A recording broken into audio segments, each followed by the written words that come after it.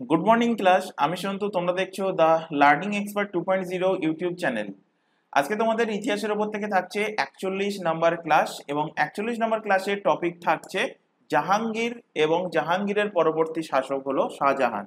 তো লাস্ট ক্লাসে আমরা জাহাঙ্গীরের ওপরে কিছুটা আমরা কভার করেছিলাম, অর্থাৎ জাহাঙ্গীরের তিনটে বিবাহের মধ্যে দুটো বিবাহ সম্পর্কে আমরা আলোচনা করেছিলাম লাস্ট ক্লাসে। আজকে আমরা 3 নম্বর বিবাহ নিয়ে আলোচনা করব। তো লাস্ট ক্লাসে জাহাঙ্গীরের ব্যাপারে যেগুলো বলেছি একটুখানি শর্টলি আমরা একবার আলোচনা করে নেব ক্লাসের শুরুতে। জাহাঙ্গীরের পিতা কে ছিল? আকবর। জাহাঙ্গীরের মায়ের নাম কি? হরকাবাই, বা যাকে বলা হতো যোধাবাই। জন্ম হয়েছিল কোথায়? ফতেপুর সিক্রিতে 1559 সালে। ছোটবেলায় নাম ছিল সেলিম। জাহাঙ্গীরের বিবাহ হয় 3 জনের সাথে। হেডিং করো জাহাঙ্গীরের বিবাহ। দুটো কিন্তু অলরেডি আমরা পড়ে নিয়েছি। জাহাঙ্গীরের জাহাঙ্গীরের বিবাহ জাহাঙ্গীরের বিবাহ জাহাঙ্গীরের বিবাহ কার কার সাথে হয়? 3 জনের সাথে জাহাঙ্গীরের বিবাহ হয়। সর্বপ্রথম বিবাহ হয় কার সাথে? প্রথম বিবাহ হয় মানবাইয়ের সাথে। প্রথম বিবাহ হয় কার সাথে? মানবাইয়ের সাথে বিবাহ হয়। সেকেন্ডলি বিবাহ হয় জগৎ গোসাইয়ের সাথে। জগৎ গোসাইয়ের সাথে বিবাহ হয়। এই মানবাইয়ের সাথে এবং জগৎ গোসাইয়ের সাথে যে বিবাহ হয় এগুলো আমরা এর আগের দিনের ক্লাসে কিন্তু অলরেডি পড়ে নিয়েছি। যদি কেউ আগের ক্লাস না দেখে থাকো সেখানে ডিটেলসে পড়ানো হয়েছে, সেখান থেকে দেখে নেবে। এবার দেখো জাহাঙ্গীরের তৃতীয় বিবাহ কার সাথে হচ্ছে? তৃতীয় বিবাহ হচ্ছে নূরজাহাঁ। নূরজাহাঁর সাথে বিবাহ হচ্ছে। নূরজাহানের সাথে বিবাহ হচ্ছে জাহাঙ্গীরের তৃতীয় বিবাহ। তো একটুখানি ছোট করে আলোচনা করে নিই। এই মানবাই কে ছিলেন? মানবাই ছিলেন আমিরের ভগবান দাসের পুত্রী। আমিরের ভগবান দাসের পুত্রী, বা ইনি ছিলেন মান সিং এর বোন। মান সিং এর কে ছিল? মান সিং এর বোন ছিল। আর ভগবান দাসের কে ছিল? মেয়ে ছিল। এদিকে জগৎ গোসাই কে ছিল? জগৎ গোসাই তোমাদের পড়িয়েছিলাম যে যোধপুরের যে মোটা রাজা ছিল, মোটা রাজা উদয় সিং। নামটাই কিন্তু মোটা রাজা উদয় সিং। এখানে কিন্তু তার ফিগার, মানে তার শরীর দেখে যে ফিগারাইজ করা সেটা কিন্তু বলছি না।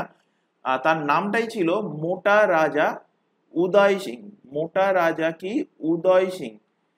উদয় সিং এর মেয়ে ছিল কে? এই জগৎ গোসাই।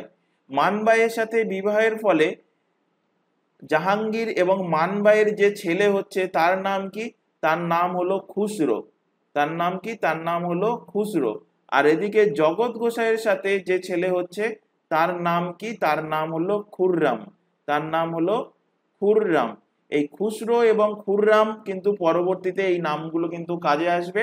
এবং খুররামের পরবর্তীতে নাম হচ্ছে কি? নাম হচ্ছে শাহজাহান। এবং এই জাহাঙ্গীরের পরবর্তী শাসক হিসাবে মুঘল দরবারে বসবে কে? মুঘল শাসক হিসাবে বসবে এই শাহজাহান, অর্থাৎ খুররাম। এবার দেখো এবার আমরা আলোচনা করব নূরজাহান, কারণ এগুলোর ব্যাপারে আমরা অলরেডি আলোচনা করে নিয়েছিলাম। নূরজাহানের সাথে যে বিবাহটা হচ্ছে জাহাঙ্গীরের, সেটা কি? সেটা কিন্তু লাভ ম্যারেজ। সেটা হলো লাভ ম্যারেজ। Love marriage. তো নেক্সট পেজে হেডিং করো জাহাঙ্গীরের তৃতীয় বিবাহ। হেডিং করো জাহাঙ্গীরের তৃতীয় বিবাহ।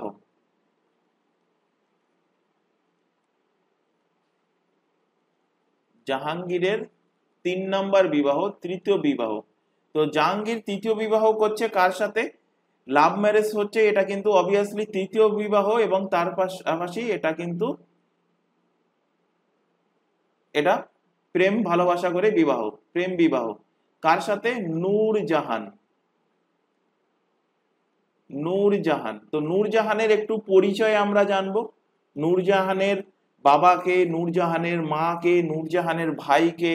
কারণ নূরজাহানের ভাই আবার পরবর্তীতে ইম্পর্টেন্ট হবে, কারণ নূরজাহানের যে ভাই হবে সেই ভাইয়ের যে মেয়ে, সেই মেয়ের সাথে এই যে খুররাম পড়ালাম, খুররাম যে জাহাঙ্গীরের ছেলে, যার নাম শাহজাহান হবে, এই শাহজাহানের কিন্তু বিয়ে হবে পরবর্তীতে গিয়ে, তার নাম আসবে। তো এখানে আগে প্রথমে একটু পরিচয় জেনে নিই যে নূরজাহানের বাবার নাম কি, নূরজাহানের পিতাকে।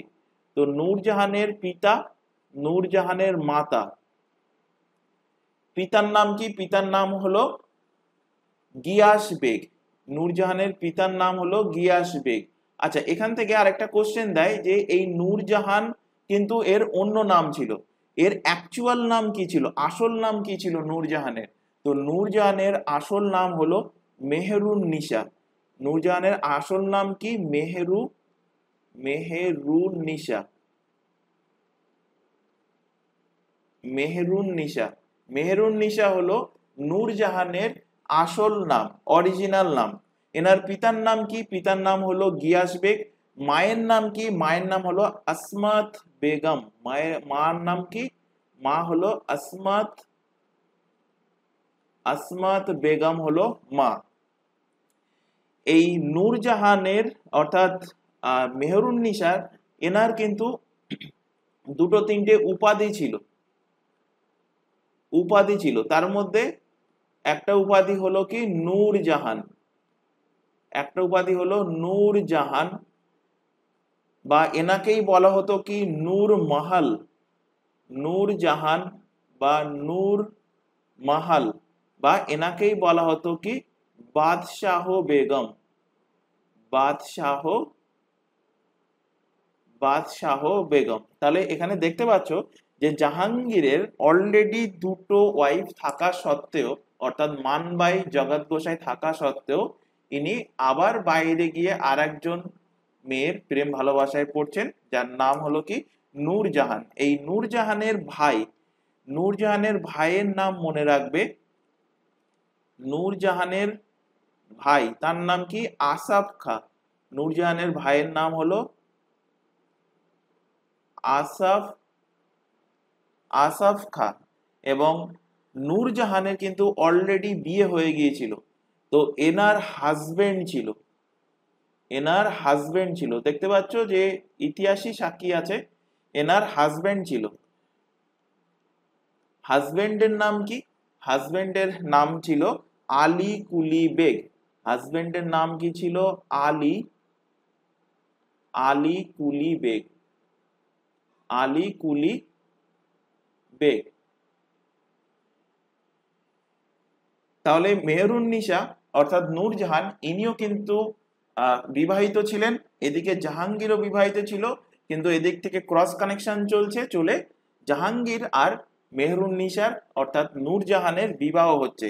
তাহলে বিবাহ হতে গেলে পথের কাঁটা হয়ে দাঁড়াচ্ছে এই আলী কুলি বেগ। তাহলে পথের কাঁটা সরাতে হবে, তাহলে রাস্তা ক্লিয়ার। তো এদিকে জাহাঙ্গীর কি করছে? নূরজাহানের সাথে বিয়ে করার জন্য পথের কাঁটা অর্থাৎ আলী কুলি বেগকে কি করছে? আলী কুলি বেগকে জাহাঙ্গীর হত্যা করে দেয় এবং ওদিকে নূরজাহানের সাথে বিবাহ করে নেয়।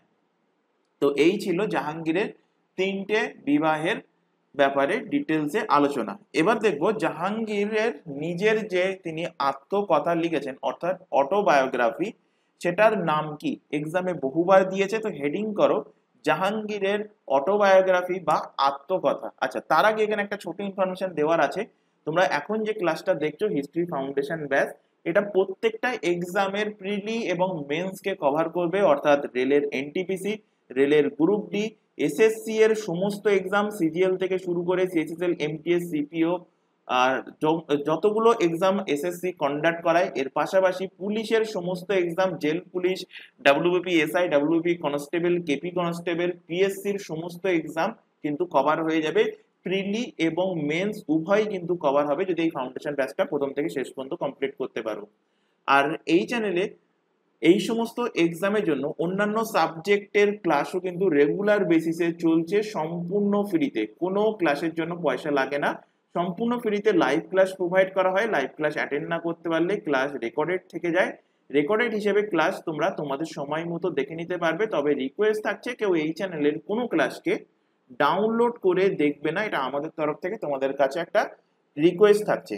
আর এই প্রত্যেকটা এক্সামের জন্য আমাদের আলাদা আলাদা হোয়াটসঅ্যাপ ব্যাচ ওপেন করা আছে, নিচে সেই হোয়াটসঅ্যাপ নাম্বার শো হচ্ছে।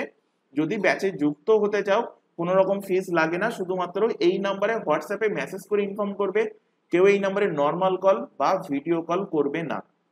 এছাড়া এখানে আরো আরেকটা ইনফরমেশন দেব, তোমরা এখন যে চ্যানেলে ক্লাসটা দেখছো তার নাম হলো দ্য লার্নিং এক্সপার্ট 2.0 এই চ্যানেলেই পেয়ে যাবে প্রতিটা এক্সামের জন্য জিকে জিএস এর class, current affairs, reasoning, English, math এবং তোমাদের কম্পিটিটিভ এক্সাম রিলেটেড কম্পিউটারের ক্লাস সম্পূর্ণ ফ্রিতে পাবে এই চ্যানেল থেকে। তাই প্রত্যেককে বলছি চ্যানেলটাকে সাবস্ক্রাইব করে বেল আইকনকে অল নোটিফিকেশনে সেট করে রাখো।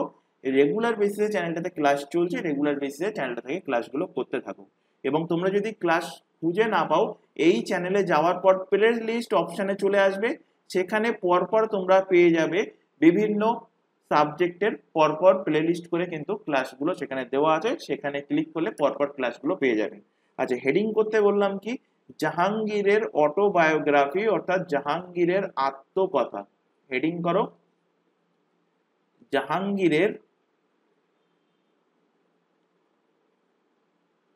জাহাঙ্গীরের আত্মকথা। তো এখান থেকে দুটো কোশ্চেন দেবে এবং কোশ্চেন দুটো ভালোভাবে শোনো। ফার্স্ট কোশ্চেন কি দেবে? Question number one first question দেবে যে প্রথম কোন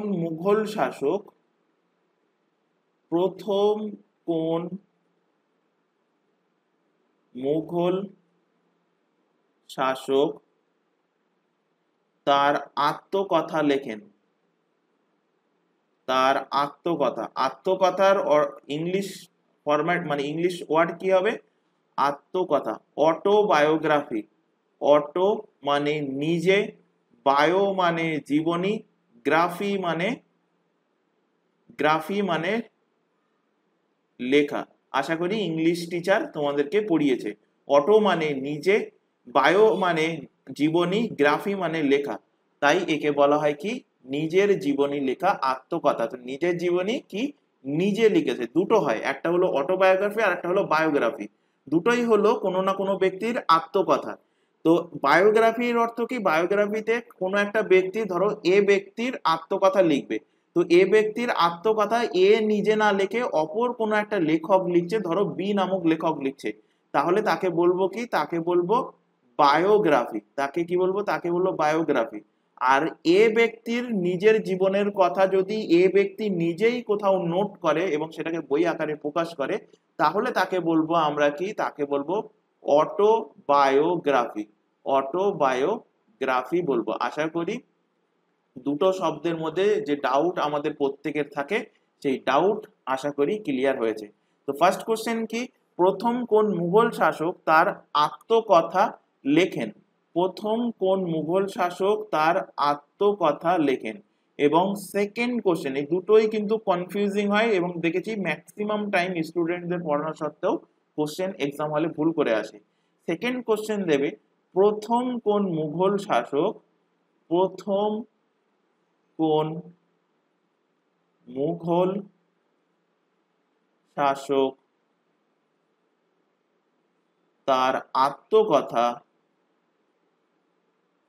তার আত্মকথা তুর্কি ভাষাতে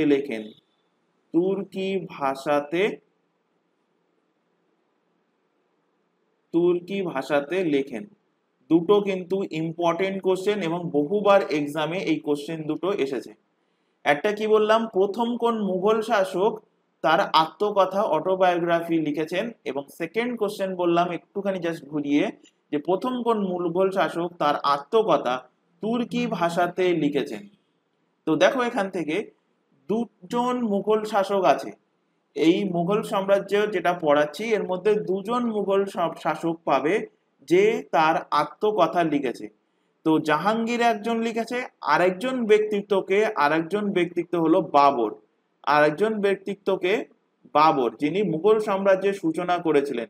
এই বাবর তার কিন্তু আত্মকথা লিখেছেন এবং সেটা তোমাদেরকে অলরেডি পড়িয়েছি। তার নাম কি? তুজুক ই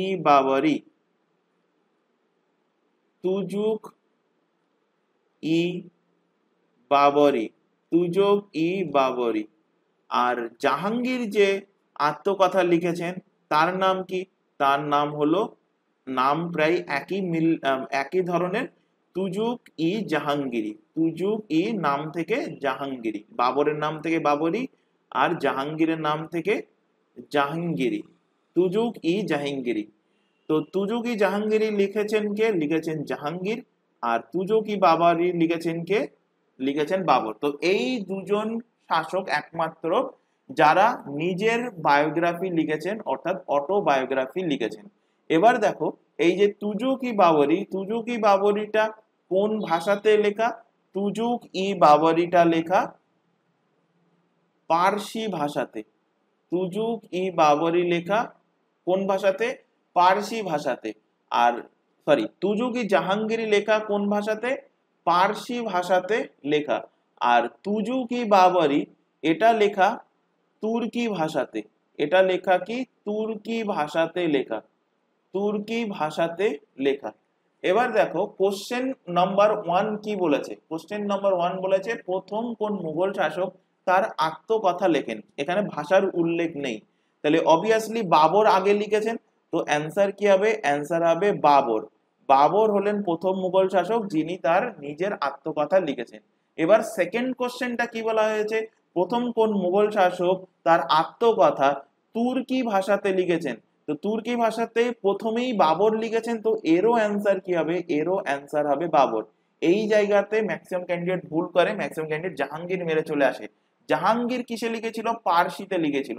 কোশ্চেনটা যদি দিত প্রথম কোন মুঘল শাসক তার আত্মকথা পার্সি ভাষাতে লিখেছেন, তখন অ্যান্সার করতাম কি? তখন অ্যান্সার করতাম জাহাঙ্গীর। তো জাহাঙ্গীরের পাশে এখানে লিখে রাখো প্রথম প্রথম মুঘল শাসক, প্রথম মুঘল শাসক যিনি তার আত্মজীবনী, যিনি তার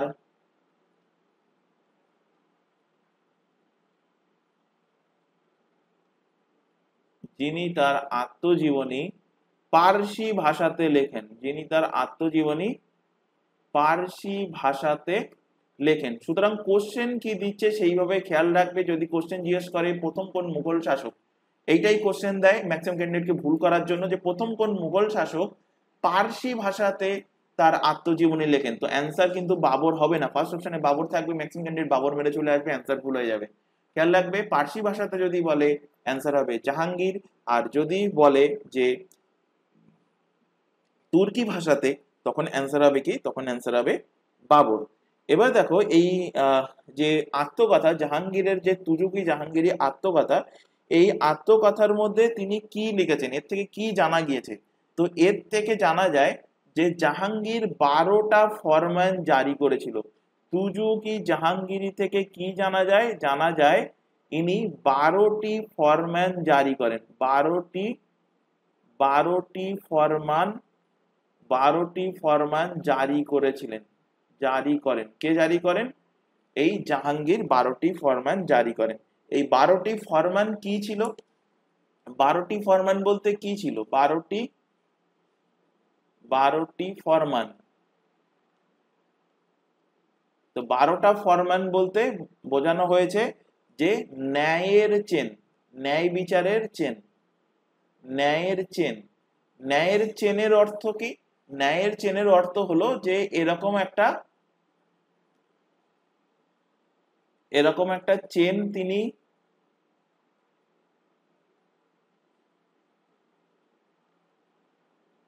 এরকম একটা চেন তার দরবারে লাগিয়ে রেখেছেন, এবং এই প্রত্যেকটা চেনে একটা করে ঘন্টা তিনি বেঁধে রেখেছেন। প্রত্যেকটা চেনে কি করেছেন? এইভাবে একটা করে ঘন্টা তিনি বেঁধে রেখেছেন। এরকম অনেকগুলো ঘন্টা তিনি বেঁধে রেখেছেন, এবং প্রজাদের তিনি বলেছিলেন যে যখন তাদের ন্যায় বিচারের দরকার হবে তখনই এই চেন ধরে টানবে। এই চেন ধরে কি করতে হবে? চেন ধরে পুল করতে হবে, টানতে হবে। চেন ধরে টানলে ঘন্টা বাজবে, এবং ঘন্টা বাজার সাথে সাথে জাহাঙ্গীর তাদের সামনে ন্যায় বিচারের জন্য এসে প্রেজেন্ট হবে, উপস্থিত হবে। তো এটাই হলো কি? এটাই হলো ন্যায়ের চেন। এর পাশাপাশি এই 12টা ফরমানের মধ্যে থেকে জানা যায় কি জাহাঙ্গীর জাকাত, জাকাত কি? এক প্রকার ট্যাক্স। তারপর তামগা, জাকাত, তামগা। তামগা কি প্রকার ট্যাক্স? তামগা হলো ব্যবসায়িকদের উপরে ট্যাক্স। ব্যবসায়িক, লিখে রাখো, ব্যবসায়িক কর, ব্যবসায়িক কর, বা এটাকে বলা হয় কি সীমা শুল্ক। সীমা শুল্ক তোমরা দেখে থাকবে যে পশ্চিমবঙ্গের মধ্যেই দেখবে যে যখন একটা ডিস্ট্রিক্ট থেকে অন্য ডিস্ট্রিক্টে কোনো গাড়ি ঢোকে তখন দেখবে যে সেখানে ব্যারিকেড করে সেখান থেকে রাস্তার রোড ট্যাক্স কালেকশন করা হয়, তো সেরকম ধরনের সীমা শুল্ক। এছাড়া আরেকটা ট্যাক্স হলো কি মীর বাহারি, মীর বাহারি,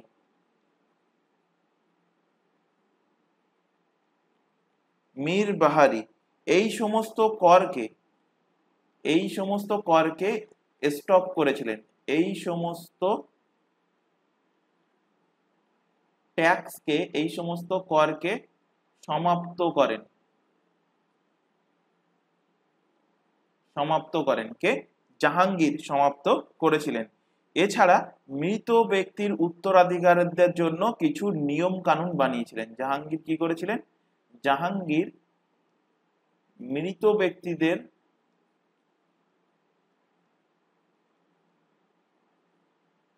ব্যক্তিদের উত্তরাধিকারীদের জন্য, উত্তরাধিকারীদের জন্য নিয়ম বানান,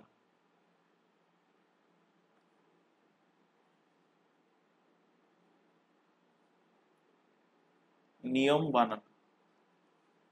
তাহলে এই 12টা ফরমান থেকে কি কি জিনিস জানা গিয়েছে? ন্যায়ের চেন জানা গিয়েছে, জাকাত, তাগমা, মীরবাহারি নামক এই সমস্ত ট্যাক্সকে সমাপ্ত করা হয়েছে। এছাড়া মৃত ব্যক্তিদের উত্তরাধিকারীদের জন্য তিনি কিছু নিয়ম কানুন বানিয়েছিলেন। এবার দেখবো এই যে জাহাঙ্গীরের টাইম পিরিয়ডে কি কি বিদ্রোহ হয়েছিল। তো সব থেকে ফেমাস বিদ্রোহ হলো জাহাঙ্গীরের প্রথম ছেলে, অর্থাৎ প্রথম যাকে বিবাহ করেছিল, নাম হলো মানবাই। মানবাইয়ের ছেলের নাম কি ছিল? খুসরো। এই খুসরো বিদ্রোহ করছে সবার প্রথমে। তো হেডিং করো এখানে যে জাহাঙ্গীরের কালের বিদ্রোহ, হেডিং করো জাহাঙ্গীরের, জাহাঙ্গীরের কালে বিদ্রোহ, জাহাঙ্গীরের কালে বিদ্রোহ।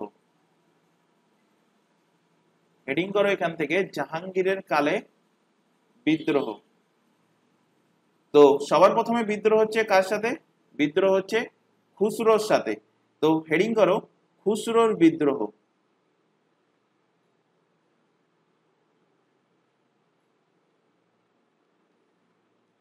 খুসরোর সাথে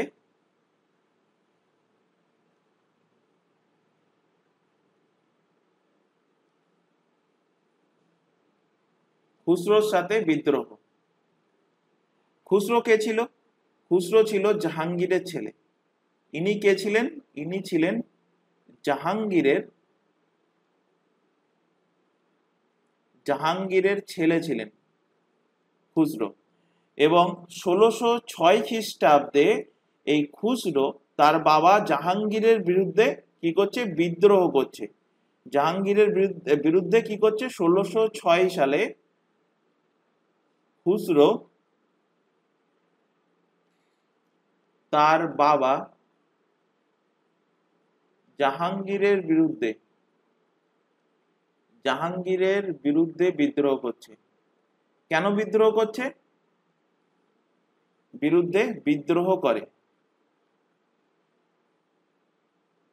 কেন বিদ্রোহ করছে? কারণ জাহাঙ্গীরের স্বভাব ছিল, জাহাঙ্গীর ওই তো পড়িয়েছি যে আগে দুটো বউ থাকা সত্ত্বেও এদিকে আরেকজনের সাথে, আরেকজন বিবাহিত মহিলার সাথে প্রেম ভালোবাসা করে তিনি বিয়ে করছেন, এবং এটা দেখে সহ্য করতে পারে না এই খুসরোর মা।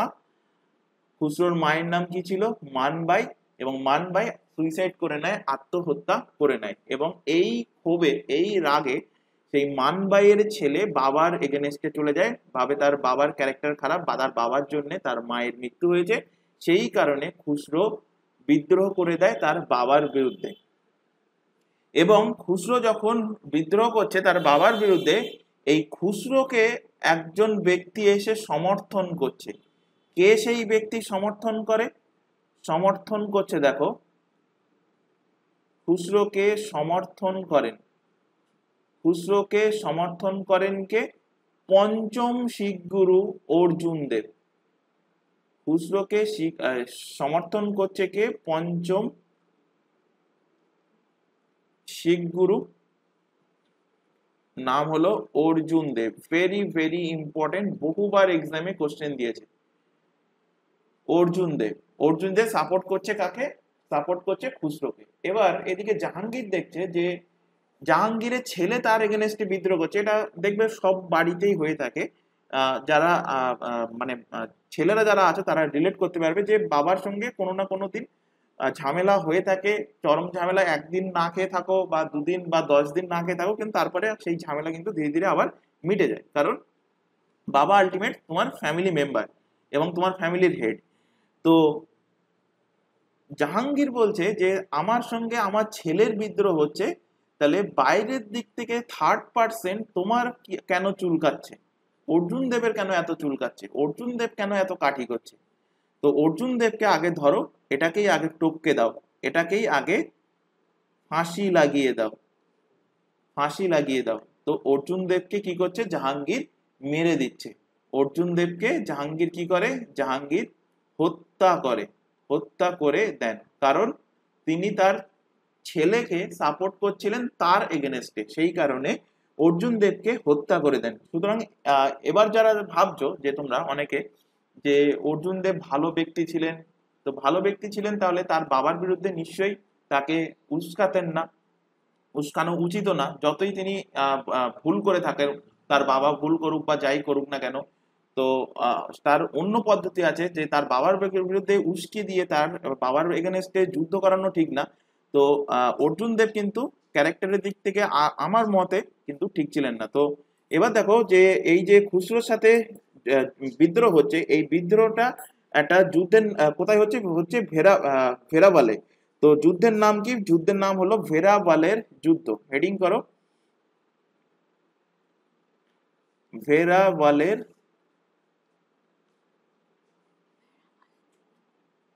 ভেরাবালের যুদ্ধ।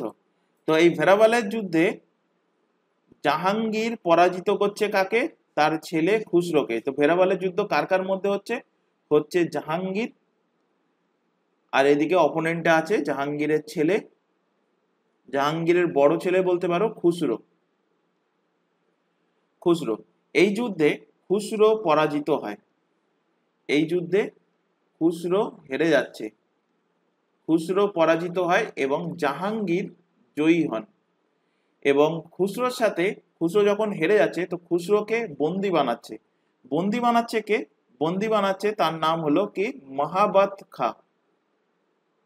মাহাবাত, মাহাবাত খা, মাহাবাত খা এনাকে বন্দি বানান এবং বন্দি বানিয়ে খুসরোকে কি করে দেন? খুসরোকে অন্ধ করে দেন, খুসরোকে অন্ধ করে দেন। অন্ধ করে দিয়ে বন্দি বানান এবং বন্দি বানিয়ে কোথায় নিয়ে যান খুসরোকে? খুসরোকে দক্ষিণ ভারতে নিয়ে যান, দক্ষিণ ভারতে, দক্ষিণ ভারতে নিয়ে যান। এবং দক্ষিণ ভারতের কোথায়? বুরহানপুর, বুরহান, বুরহানপুরে নিয়ে যান। এবং এর পাশাপাশি জাহাঙ্গীর কি করছে? অর্জুন দেবকেও ফাঁসিতে লটকে দিচ্ছেন। এবার 1622 খ্রিস্টাব্দে জাহাঙ্গীরের অপর ছেলে, জাহাঙ্গীরের অন্য আরেকটা ছেলে, নাম কি? 1622 খ্রিস্টাব্দে নাম হলো খুররাম, বা যিনি পরবর্তীতে শাহজাহান নামে পরিচিতি লাভ পাবেন।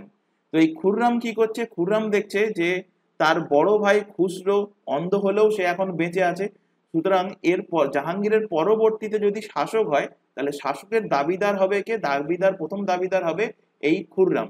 তাহলে খুররামকে রাস্তা থেকে হটাতে হবে এই সুযোগে। তো খুররামকে রাস্তা থেকে হটানোর জন্য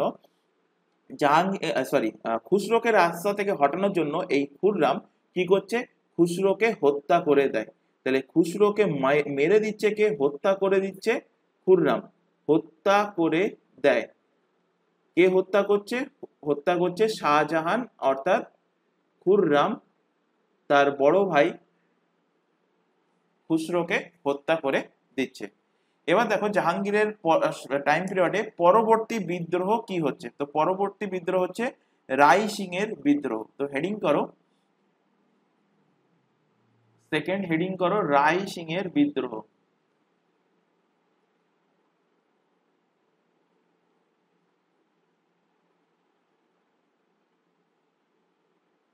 রাই সিং এর বিদ্রোহ। তো রাই সিং কে ছিল? রাই সিং ছিল বিকানেরের শাসক, রাজস্থানের বিকানেরের শাসক। রাই সিং কে ছিল? বিকানিরের শাসক। বিকানিরের ভুজিয়া যেটা খাও, ওই বিকানিরের শাসক কে ছিল? ছিল এই রাই সিং। এনাকে একজন জ্যোতিষী কি করে? মিসগাইড করে এই রাই সিংকে।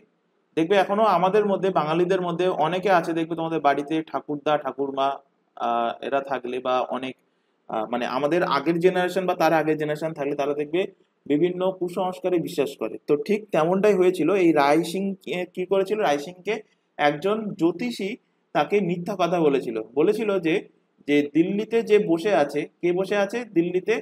জাহাঙ্গীর। এই জাহাঙ্গীরের দিন কিন্তু কিছুদিনের মধ্যেই শেষ হয়ে যাবে, অর্থাৎ জাহাঙ্গীর কিছুদিনের মধ্যে ক্ষমতা হারিয়ে ফেলবে। সুতরাং এই হলো সব থেকে বেস্ট অপরচুনিটি, যদি তুমি ভারতে শাসন করতে চাও তো জাহাঙ্গীরকে গিয়ে অ্যাটাক করো, এমনিতেই ও কিছুদিনের মধ্যে তার ক্ষমতা হারিয়ে ফেলবে। এটা শুনে রাই সিং এর মনে উৎসাহ জাগলো এবং রাই সিং সৈন্যবাহিনী নিয়ে জাহাঙ্গীরের ওপরে চড়াও হলো। এদিকে জাহাঙ্গীর সৈন্যবাহিনী স্ট্রং, মুঘল সৈন্যবাহিনী স্ট্রং সৈন্যবাহিনী, সেই স্ট্রং সৈন্যবাহিনীর অ্যাটাকে রাই সিং এর এই বিদ্রোহ কি হলো? এই বিদ্রোহ হয়ে গেল, মানে প্লাস হয়ে গেল, দমন হয়ে গেল।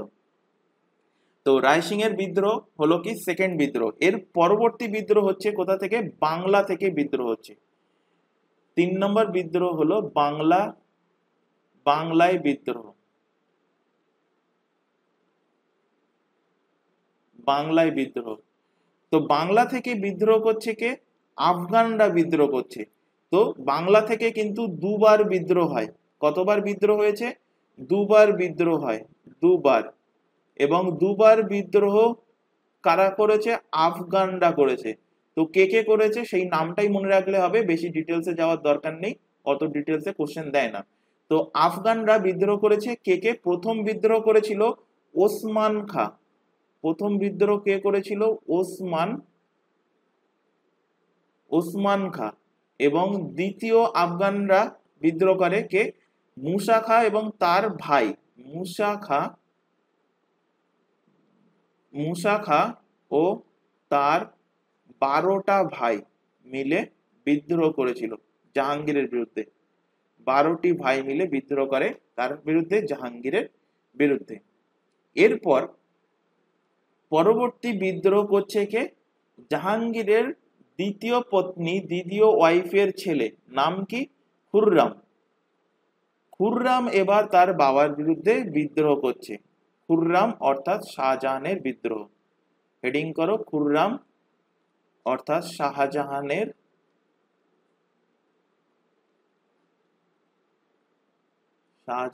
বিদ্রোহ।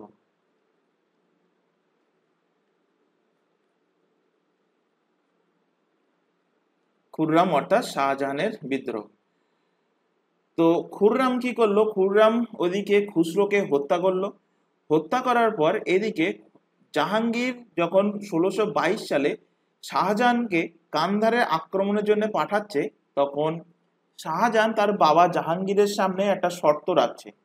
কি শর্ত রাখছে? শর্ত রাখছে যদি পুরো পাঞ্জাব এবং রোতাসগড়ের কিলা তাকে দিয়ে দেয়, মানে খুররামকে দিয়ে দেয়, তাহলে তিনি আক্রমণ করতে যাবেন। কোথায়? ওই কান্ধারে আক্রমণ করতে যাবেন। কিন্তু জাহাঙ্গীর সেই শর্তে রাজি হয়নি। তো রাজি যখন হয়নি, অবভিয়াসলি তোমরা দেখবে যে বাড়িতে যখন তোমাদের এই টাইম পিরিয়ডে, এই বয়সকালে বা এর আগে যখন ক্লাস 9-10 টাইম পিরিয়ডে ছিল, বাড়িতে যদি একটা মোবাইল চাইতে তোমরা, বা কোনো একটা যখন মাধ্যমিক পরীক্ষার পর বা উচ্চ মাধ্যমিক পরীক্ষার পর বাইক চাইতে, তখন বাড়ির থেকে প্রথমে বলতো দেবো না। এবং যখন দেবো না বলতে, তখন ফ্যামিলির বিরুদ্ধে বা বাবা মায়ের বিরুদ্ধে তোমাদের মনে হতো যে এর থেকে আমার বন্ধুর বাবা মা ভালো, এই জিনিসটা মনে হতো এবং বাবা মার এগেনস্টে চলে যেতে। ঠিক এখানে তেমনটাই হচ্ছে যে জাহাঙ্গীর যখন বলে দিল যে তোকে আমি পাঞ্জাব বা রোহতাসগড়ের কিলা আমি তোকে দিতে পারবো না, তখন এই খুররাম তার বাবার এগেনস্টে বিদ্রোহ করে দিল। তো এখান থেকে প্রথমেই লিখে রাখো যে জাহাঙ্গীর 1622 সালে কি করলো। জাহাঙ্গীর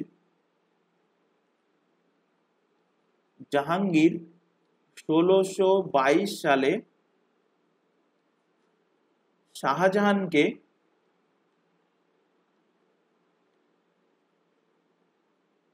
শাহজাহানকে কান্ধার আক্রমণে যেতে বলে। কান্ধার আক্রমণের জন্য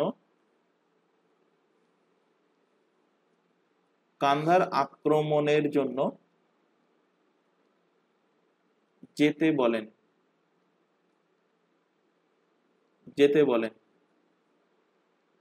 কিন্তু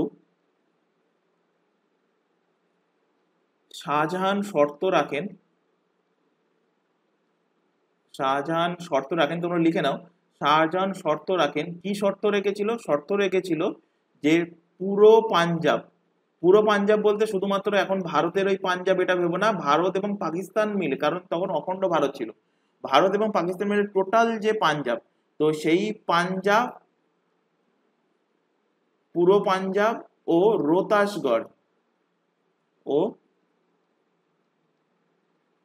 রোহতাসগড় এলাকা তাকে দিতে হবে। রোহতাসগড়ের এলাকা তাকে দিতে হবে।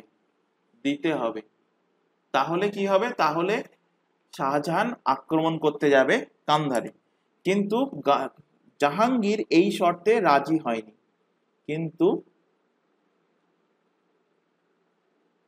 কিন্তু জাহাঙ্গীর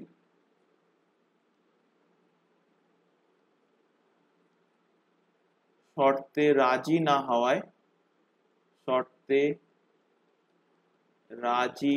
হওয়ায়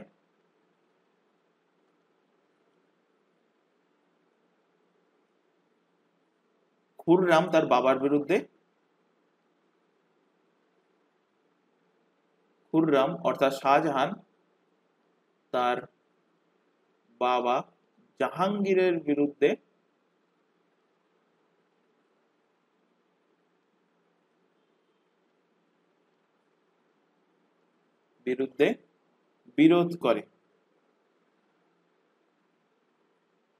বিদ্রোহ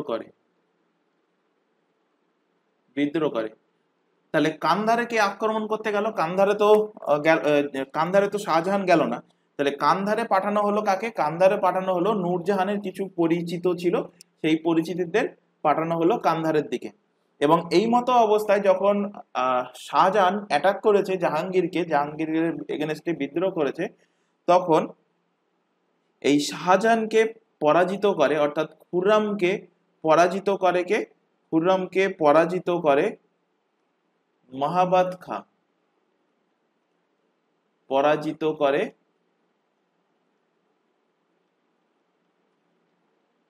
খুররামকে পরাজিত করেন কে? মাহাবাদ খাঁ। এবং এই মাহাবাদ খাঁয়ের নাম আগেও অলরেডি বলেছি, কখন? খুসরোকে পরাজিত করেছিল, এবং খুসরোকে পরাজিত করে খুসরোকে বন্দি করেছিল এবং তাকে অন্ধ করে দিয়েছিল। এবং এই মাহাবাদ খাঁ আগ্রার কাছে খুররামকে, কোথায়? আগ্রার কাছে এই খুররামকে পরাজিত করে, এবং পরাজিত করে খুররামকে ধরে নিয়ে আসে জাহাঙ্গীরের দরবারে। এবং যেহেতু জাহাঙ্গীরের ছেলে, তো ছেলে ভুল করেছে, ছেলে মাফি মেনে নিয়েছে, তো জাহাঙ্গীর কি করলো? খুররামকে মাফ করে দিল, খুররামকে ছেড়ে দিল। এরপর পরবর্তী আক্রমণ হচ্ছে জাহাঙ্গীরের টাইমে বিদ্রোহ হচ্ছে কোথায়? মেবারের ওপর আক্রমণ। তো নেক্সট হেডিং করো যে জাহাঙ্গীরের মেবারের ওপর আক্রমণ। তো জাহাঙ্গীর যতবারই মেবারের ওপর আক্রমণ করেছেন, ততবারই কিন্তু তিনি সেখানে পরাজিত হয়েছেন। লাস্ট পর্যন্ত সেখানে কি করতে হয়েছে? সন্ধি করতে হয়েছে। তো হেডিং করো জাহাঙ্গীরের মেবারের ওপর আক্রমণ। মেবার আক্রমণ। তো সবার প্রথমে দেখো আক্রমণ করতে যাচ্ছে কে? জাহাঙ্গীরের ছেলে শাহজাদা পারভেজ সবার প্রথমে আক্রমণ করতে যাচ্ছে সর্বপ্রথম 1605 খ্রিস্টাব্দে। সর্বপ্রথম 1605 খ্রিস্টাব্দে জাহাঙ্গীরের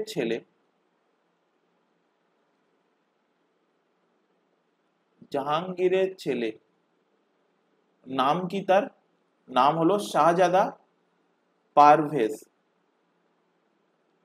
শাহজাদা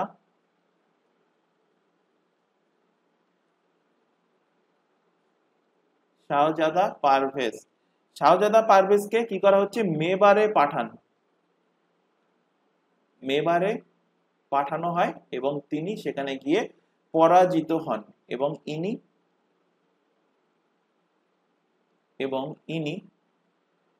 পরাস্ত হন। ইনি সেখানে গিয়ে পরাজিত হন।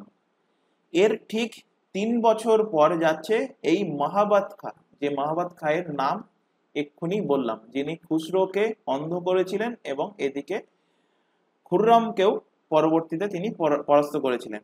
তো 1608 সালে এর পরে যখন এখানে কাজ হয়নি, তো এর পরে পাঠাচ্ছে 1608 সালে কাকে?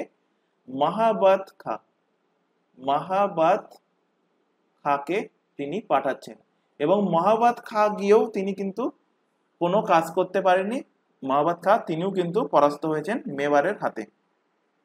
এরপর ঠিক এর পরবর্তী বছর 1609 খ্রিস্টাব্দে পাঠানো হচ্ছে কাকে? আব্দুল্লাহ খাকে।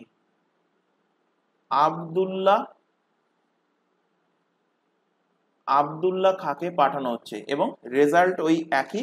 এর ঠিক কয়েক বছর পর 1615 খ্রিস্টাব্দে যাচ্ছে কে? যাচ্ছে শাহজাহান, অর্থাৎ খুররম যাচ্ছে এবং খুররমকে পাঠানো হচ্ছে। খুররমকে পাঠান এবং খুররম চালাকির সাথে কি করছে? খুররম দেখছে যে এর আগে অনেক ব্যক্তি গেছেন, একজন শাহজাদা পারভেজ, মাহাবাত খা, আব্দুল্লাহ খা, এরা কেউ তাকে পরাস্ত করতে পারেনি, মানে মেবারকে পরাস্ত করা যাবে না। তো এবার এদেরকে নিজের অধীনে কিছুটা অন্তত নিয়ে আসার জন্য এদের সাথে সন্ধি করো। তো 1615 সালে খুররম গিয়ে কি করছে? খুররম গিয়ে সন্ধি করছে। কার কার সাথে সন্ধি হচ্ছে দেখো এখানে। সন্ধি কার কার সাথে হচ্ছে? 1615 সালে সন্ধি হয়। তো সন্ধি কার কার মধ্যে হচ্ছে?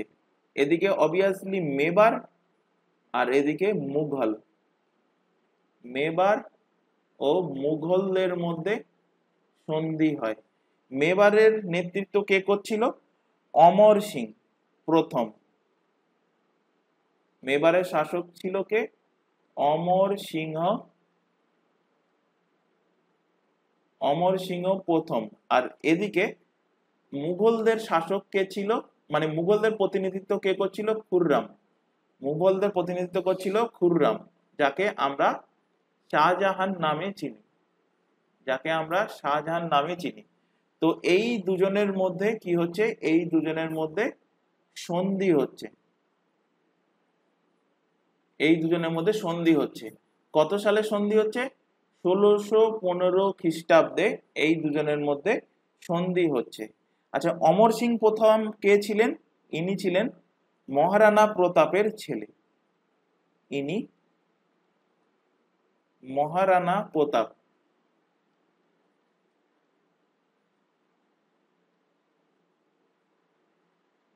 মহারানা প্রতাপের ছেলে ছিলেন।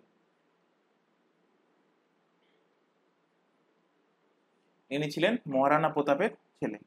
এবার দেখো এই জাহাঙ্গীরের টাইম পিরিয়ডে ইউরোপ থেকে তার দরবারে কিন্তু কয়েক ব্যক্তি এসেছিলেন, যেটা এক্সামের জন্য মোস্ট ইম্পর্টেন্ট। এখান থেকে বহুবার কোশ্চেন এসেছে। এমনকি তোমরা যদি কন বনেগা করোড়পতি কেবিসি শো দেখে থাকো, এখানে তোমাদের এখান থেকে 7-8 বছর আগের কথা বলছি, ফাইনাল কোশ্চেন যেটা ছিল 7 কোটি টাকার প্রশ্ন, সেই 7 কোটি টাকার প্রশ্ন জাস্ট এখান থেকে এসেছিল। সুতরাং ইতিহাস যদি ঠিকঠাক জানা থাকে, তোমরা যে কোনো এক্সামে যেখান থেকেই কোশ্চেন দিক না কেন, তোমরা যদি ঠিকঠাক ভাবে পড়ো বা রিভিশন করো নির্দিষ্ট দিন অন্তর, অ্যান্সার তোমরা করে আসতে পারবে। তো হেডিং করো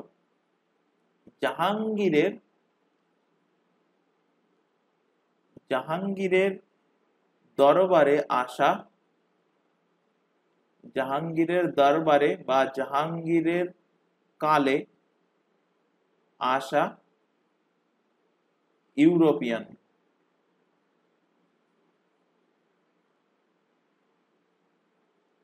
জাহাঙ্গীরের কালে আসা ইউরোপিয়ান।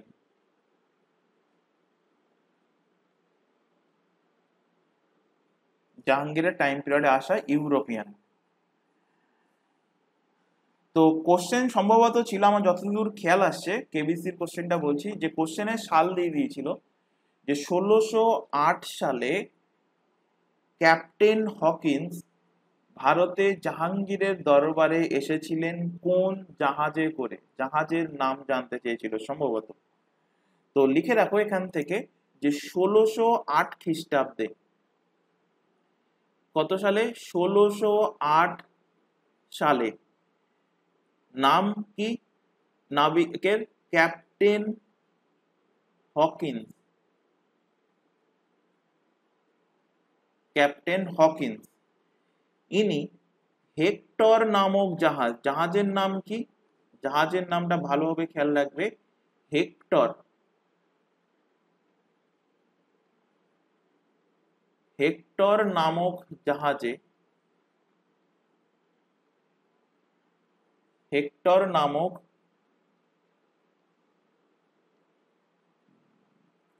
জাহাজে করে ভারতে আসেন, করে জাহাজে করে ভারতে আসেন এবং জাহাঙ্গীরের দরবারে আসেন। এবার তোমাদের কোশ্চেন জাগবে যে এই ক্যাপ্টেন হকিন্স ইনি যে ব্রিটেন থেকে ভারতে এসেছিলেন, আচ্ছা ইউরোপিয়ান বলেছি, তাহলে ইউরোপিয়ানের অনেক বহু কান্ট্রি, তো ইউরোপিয়ানের মধ্যে কোন কান্ট্রি থেকে এসেছিলেন? তো ইনি এসেছিলেন ব্রিটেন থেকে, লিখে রাখো ইনি এসেছিলেন, ক্যাপ্টেন হকিন্স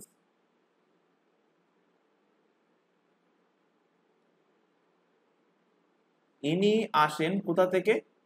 ব্রিটেন থেকে।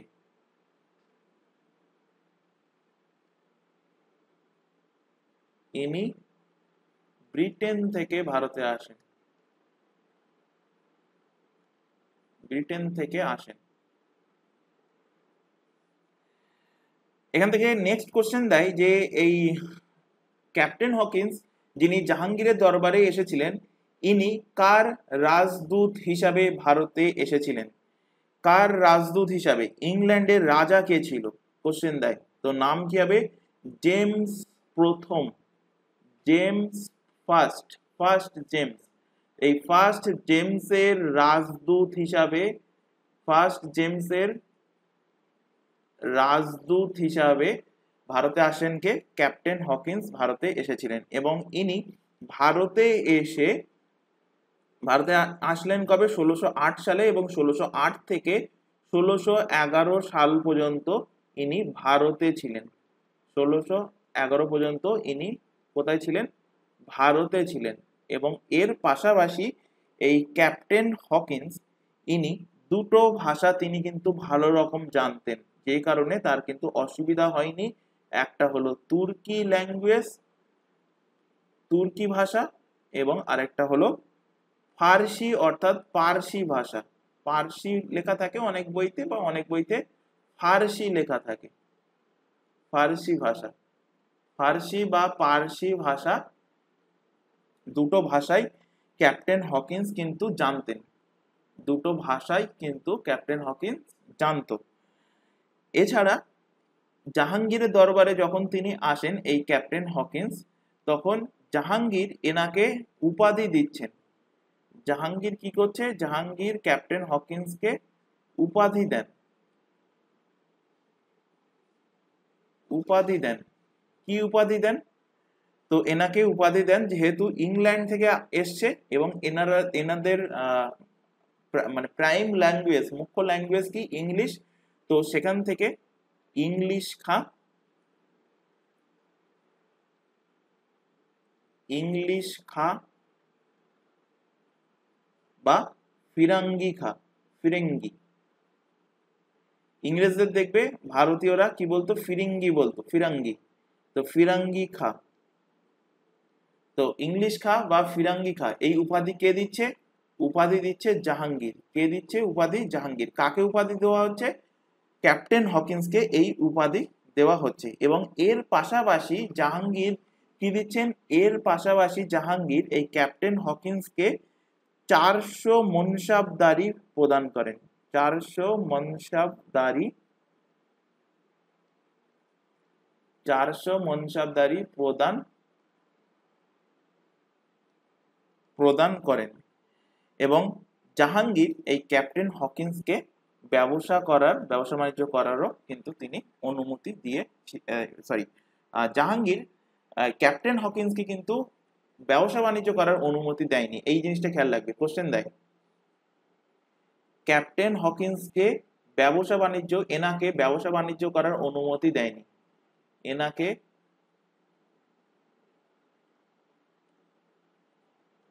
ব্যবসা বাণিজ্য করার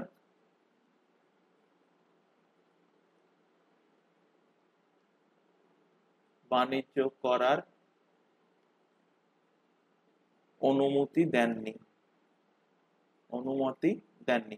এবং ইংরেজরা প্রথমেই এসেছিল কি করতে? ব্যবসা বাণিজ্য করতে। তোমরা পড়েছো হয়তো এর আগে, ভারতে ফার্স্টে এসেছিল তারা কিন্তু ব্যবসা বাণিজ্য করতে। ধীরে ধীরে ধীরে ধীরে তারা ভারতটাকে ক্যাপচার করে নেয়। তো প্রথমে যখন ক্যাপ্টেন হকিন্স অনুমতি চাইতে আসে রাজার কাছে, জাহাঙ্গীরের কাছে, তো রাজা জাহাঙ্গীর কিন্তু অনুমতি দেয়নি। এবং এই নিউজ পৌঁছে গেছে কার কাছে? ইংল্যান্ডের রাজাকে জেমস ওয়ানের কাছে। জেমস ওয়ানের দরবারে পৌঁছে গেছে যে ক্যাপ্টেন হকিন্স তার যে মতলব ছিল সেই মতলবে তিনি সাকসেসফুল হতে পারেননি। তো জেমস ওয়ান কি করছে? জেমস ওয়ান এর ঠিক কয়েক বছর পরে, অর্থাৎ 7 বছর পরে আরেকজনকে রাজদূত হিসেবে পাঠাচ্ছেন। তো 1615 সালে, এরপর দেখো, এরপর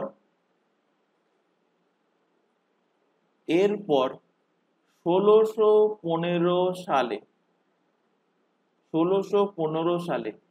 জেমস ওয়ান, 1615 সালে জেমস ওয়ান কি করছে? জেমস ওয়ান জাহাঙ্গীরের দরবারে রাজদূত পাঠাচ্ছে। জেমস ওয়ান জাহাঙ্গীরের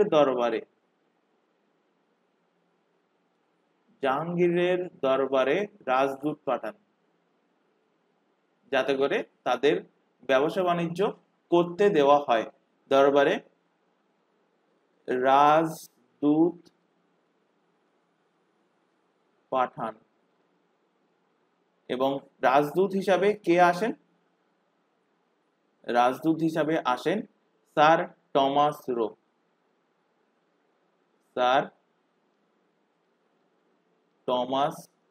রো। তো এক্সামে বহুবার কোশ্চেন দিয়েছে, স্যার টমাস রো কবে ভারতে এসেছিলেন, বা জাহাঙ্গীরের দরবারে প্রথম কে এসে জাহাঙ্গীরের কাছ থেকে ব্যবসা বাণিজ্য করার ফরমান জারি করেছিলেন? তো অ্যান্সার হবে স্যার টমাস রো। কবে এসেছিলেন? 1615 খ্রিস্টাব্দে তিনি ভারতে আসেন। এবং ইনি আজমির রাজস্থানে,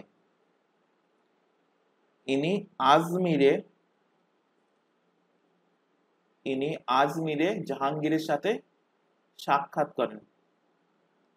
আজমিরে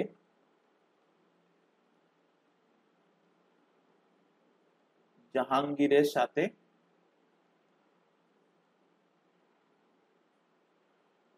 সাক্ষাৎ করেন। এবং জাহাঙ্গীর এনাকে ভারতে ব্যবসা বাণিজ্য করার অনুমতি দিয়ে দেয়। জাহাঙ্গীর কি করে? জাহাঙ্গীর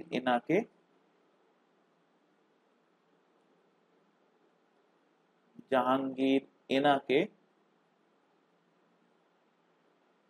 ভারতে ব্যবসা বাণিজ্য করার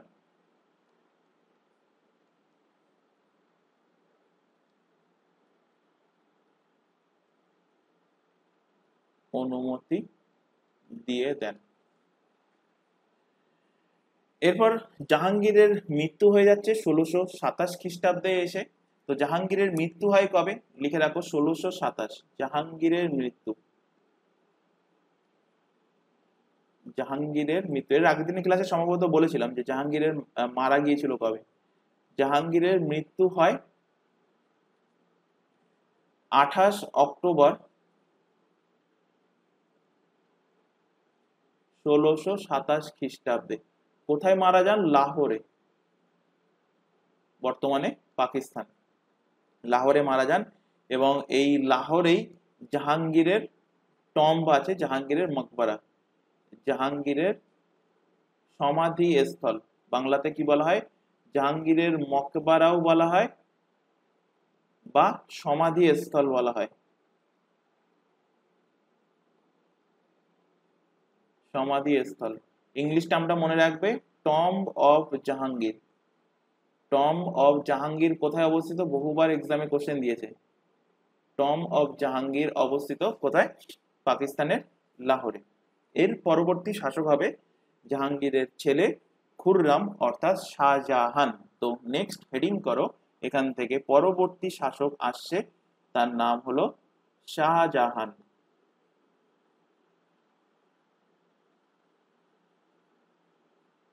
শাহজাহান, পরবর্তী শাসক শাহজাহান। শাহজাহানের শাহজাহানের টাইম পিরিয়ডটা দেখো। শাহজাহানের টাইম পিরিয়ড 1627 থেকে, অর্থাৎ তার বাবা মারা যাওয়ার পর থেকে শুরু হচ্ছে।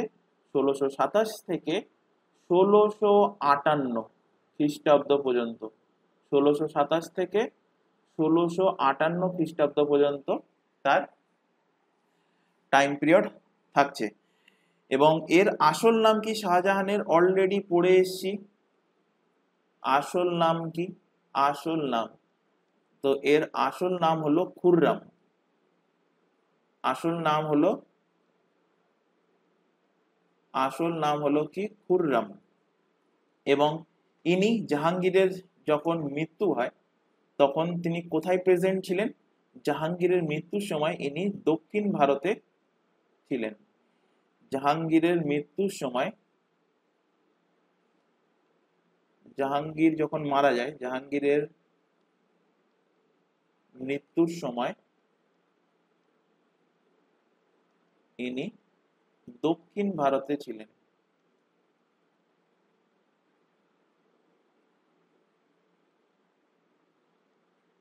ইনি দক্ষিণ ভারতে ছিলেন। এবার দেখো, এনার সাথে বিবাহ হচ্ছে কার? বিবাহ হচ্ছে সেই আসাফ খা। আসাফ খাকে, আসাফ খা হলো সেই নূরজাহানের ভাই ছিল। তো নূরজাহানের ভাই মানে তার সৎ মায়ের ভাই, মানে তার মামা হবে আসাফ খা, মানে শাহজাহানের মামা হবে আসাফ খা। এই মামার মেয়ের সাথে বিবাহ হচ্ছে। তো দেখা গিয়েছে মুসলিম কমিউনিটির মধ্যে যে এরকম বিবাহ কিন্তু তাদের মধ্যে ন্যাচারালি হয়ে থাকে। তো যাই হোক, এটা স্বাভাবিক ব্যাপার। তো মামার মেয়েকে বিবাহ করছে, তাহলে মামা থেকে সে হয়ে যাচ্ছে কি? শ্বশুর। তো শাহজাহানের শ্বশুর, শাহজাহানের শ্বশুরকে, এনার শ্বশুর আসাফ খা, এনার শ্বশুরের নাম কি? শ্বশুর হলো আসাফ, আসাফ খা, আসাফ খা। এনার মেয়ের নাম কি সেগুলো আমরা বলছি, একটু পরে বলছি। আগে ঘটনাটা এখানে দেখো, এখানে কি হচ্ছে। তো আসাফ খা এখানে দেখো একটা চাল খেলছে, একটা চাল চালছে, শয়তানি চাল খেলছে। কি? যখন জাহাঙ্গীরের মৃত্যু হচ্ছে, জাহাঙ্গীর মুঘল সম্রাটের শাসক ছিলেন। তো জাহাঙ্গীরের যখন মৃত্যু হচ্ছে সেই টাইমে শাহজাহান কোথায় ছিল? দক্ষিণ ভারতে ছিল। তো ইনি সেখানে একটা চাল খেলছেন। ইনি খুসরোর ছেলে। খুসরো দেখো অলরেডি কিন্তু খুররাম অর্থাৎ শাহজাহান কিন্তু খুররামকে, সরি, খুররাম খুসরোকে কিন্তু অলরেডি মেরে দিয়েছে। কবে? 1622 খ্রিস্টাব্দে দক্ষিণ ভারতে। তো খুররামের, সরি, খুসরোর ছেলে, খুসরোর ছেলেকে, খুসরোর ছেলে, খুসরোর ছেলে, তার নাম কি? তার নাম হলো দাবার বক্স। দাবার দাবার বক্স। এই দাবার বক্সকে বাদশা বানিয়ে দিচ্ছে।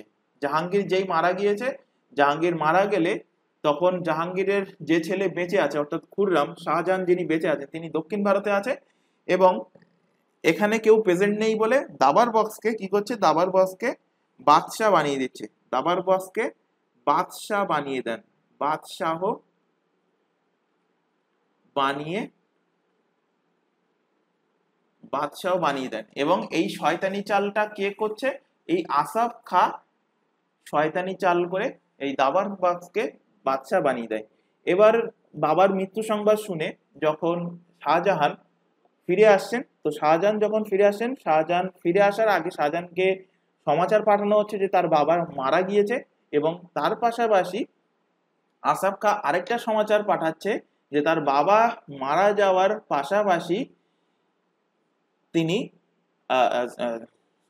তার বাবা মারা যাওয়ার পাশাপাশি খুসরোর ছেলে দাবার বক্স এখানে শাসক হিসাবে, দিল্লির শাসক হিসাবে, মুঘল শাসক হিসাবে এখানে বসে গিয়েছে। এবং জাহাঙ্গীরের অবর্তমানে জাহাঙ্গীরের অন্যান্য ভাইরাও কিন্তু এই দাবার বক্সের বিদ্রোহ করছে, যে দাবার বক্সকে হটিয়ে শাহজাহানের অন্যান্য ভাইরা সেখানে সেই বাদশাহের পজিশনটা দখল করতে চাইছে। এরকম একটা ব্যাপার তিনি খেলছেন আসাফ খা, এবং সেই চাল খেলে আসাফ খা দূত পাঠাচ্ছেন। কাকে পাঠাচ্ছেন? তার নাম হলো বানারসি দাস নামক দূত পাঠাচ্ছেন। বানারসি দাস নামক দূত পাঠান। কার কাছে দূত পাঠাচ্ছেন শাহজাহানের কাছে। শাহজাহানকে গিয়ে তিনি বলছেন যে এই ঘটনা ঘটেছে, তোমার বাবা মারা গিয়েছে, জাহাঙ্গীর মারা গিয়েছে এবং জাহাঙ্গীরের পরিবর্তে ওখানে শাসক হিসেবে বসেছে খুসরোর ছেলে দাবার বক্স, এবং তোমার যে অন্যান্য ভাইরা আছে তারা এই দাবার বক্সকে হটিয়ে সেখানে তারা শাসক হতে চাইছে, অর্থাৎ দাবার বক্সের বিরুদ্ধে তারা বিদ্রোহ ঘোষণা করেছে। তাই সবার প্রথমে শাহজাহান এসে কি করছে, দাবার বক্সকে কিছু বলছে না, তার নিজের ভাইদের তিনি কিন্তু মারছেন এবং সেখান থেকে সেই বিদ্রোহকে দমন করছেন।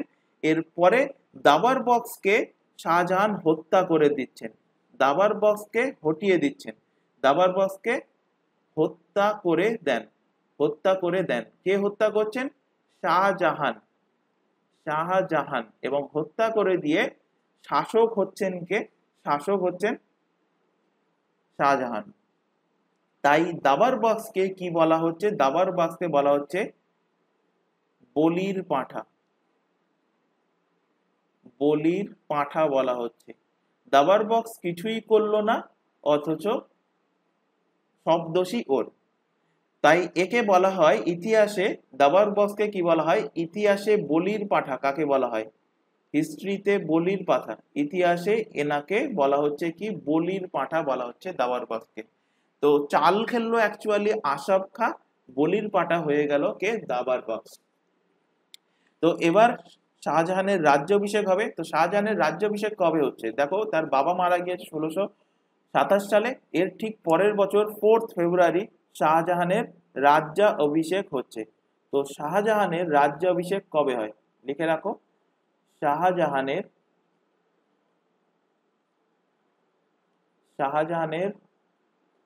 রাজ্যাভিষেক কবে হচ্ছে?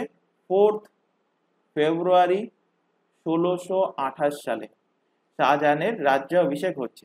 আচ্ছা, শাহজাহানের বিবাহ সম্পর্কে একটু আলোচনা করব। তো নেক্সট হেডিং করো এখানে শাহজাহানের বিবাহ। শাহজাহানের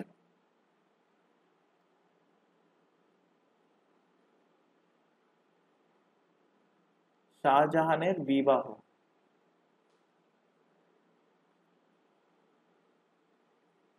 শাহজাহানের বিবাহ হচ্ছে কত সালে? 1612 সালে। 1612 খ্রিস্টাব্দে শাহজাহানের বিয়ে হচ্ছে। কার সাথে বিয়ে হচ্ছে? বিয়ে হচ্ছে আরজুমন্দ বানো বেগম। কার সাথে? আরজুমন্দ বানো বেগম।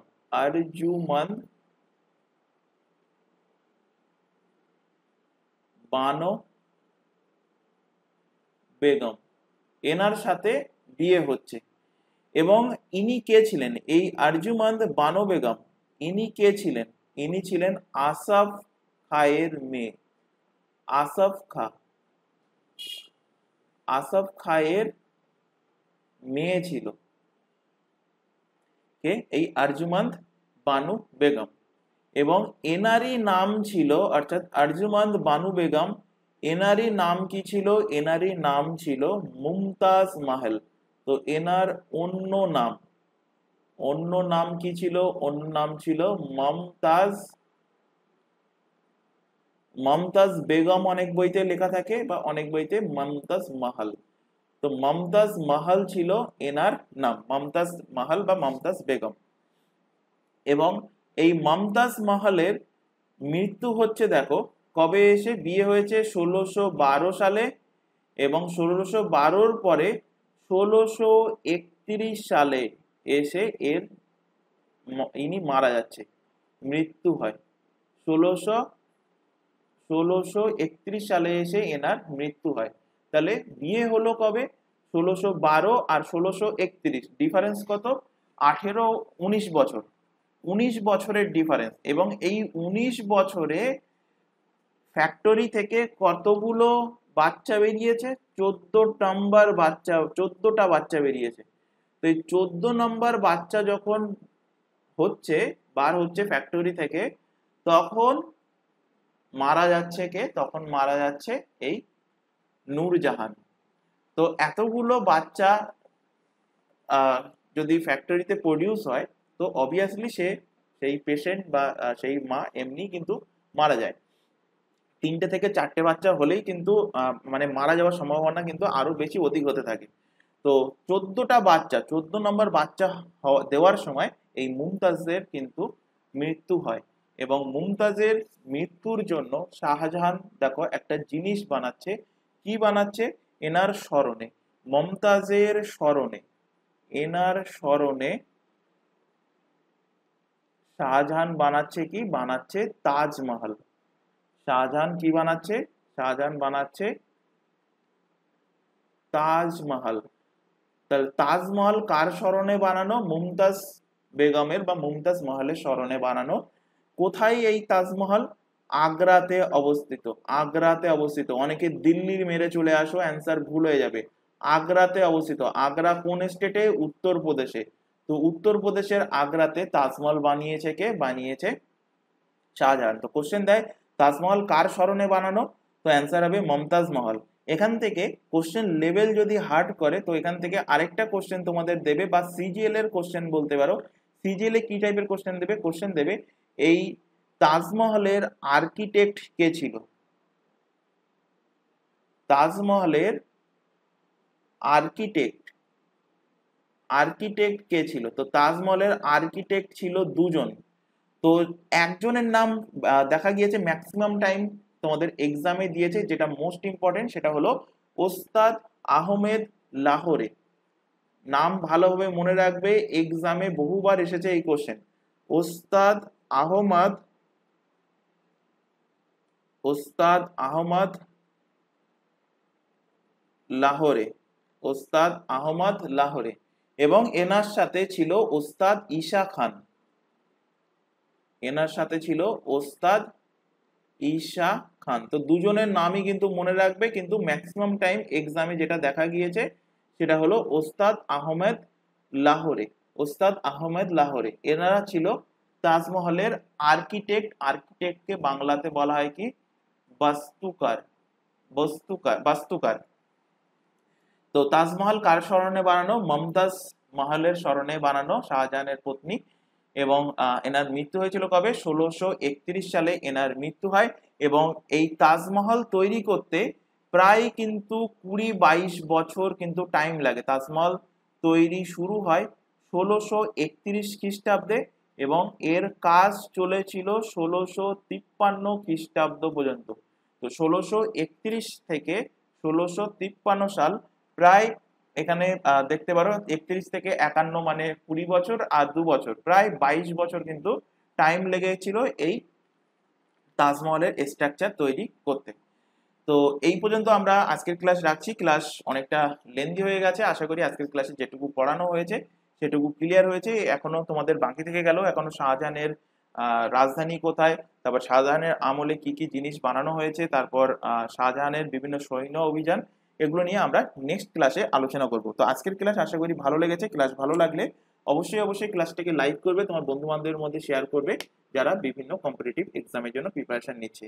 আর প্রিভিয়াস ক্লাস না দেখে থাকলে প্লে লিস্ট পেয়ে যাচ্ছ, প্লে লিস্ট থেকে ক্লিক করে প্রিভিয়াস ক্লাস দেখে নেবে। সেখানে অলরেডি অ্যানসিয়েন্ট হিস্ট্রি আমাদের কমপ্লিট হয়ে গেছে এবং মেডিভেল হিস্ট্রি প্রায় শেষের পথে।